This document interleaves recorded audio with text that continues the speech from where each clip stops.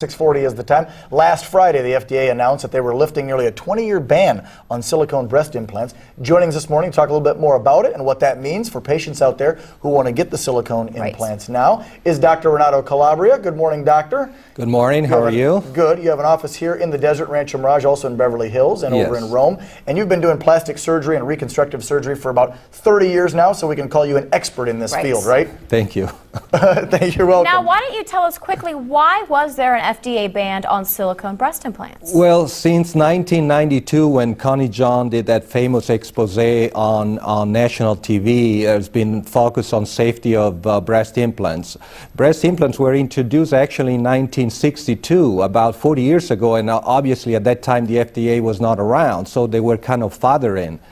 Now, after that expose, they were concerned about safety issues and concerns about health issues with breast implants. But now we can safely say that considering breast implants are probably the most expensive device, the most extensive device ever studied in medicine, we can safely say that conclusive studies show that are pretty safe.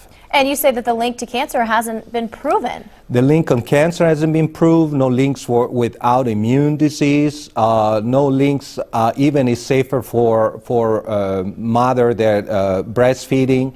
So it's been really showed very conclusively that this device is safe. So, Dr. Calabria, now that the FDA has lifted the ban, what are going to be the benefits of patients who want to get these versus the saline ones? Well, as you can see, I brought one here. There is a much improved implant. It's a much improved implant. The gel is more cohesive. The shelf is thicker, so can withstand about 25 times the force of a mammogram. So I think there is much improved. They feel more natural.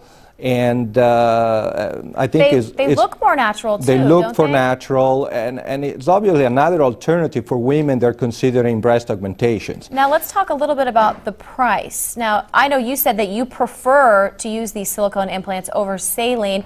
Are they more expensive? They are more expensive, but I prefer them because, as we say, they feel more natural, they look more natural. Obviously, we have to emphasize the implants. Any kind of implants are not forever.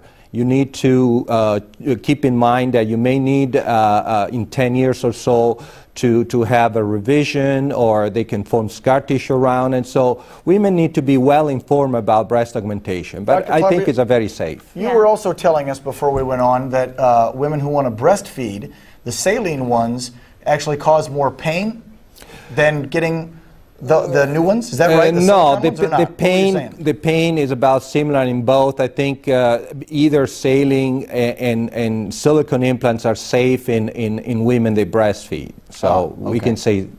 So a bit safer. Right. Yes. Now, I know that they have been banned, silicone implants have been banned. They just lifted the ban, but they've been used anyway. If what was it? You were getting your second set of implants? Yes, correct. What else was it? They have been available actually around the world in 60 countries, but in U.S. for secondary breast augmentation in patients that had implants before, or in patients for reconstructive surgery, obviously. So, doctor, tell us, what does this mean to the future of plastic surgery now that these are widely available and a lot of women are going to feel safer to get them? It means obviously it's a great alternative in breast augmentation. I think this moratorium has been useful to develop a better implants. So for women, actually, it's good news. Doc, now you've been doing this over 30 years.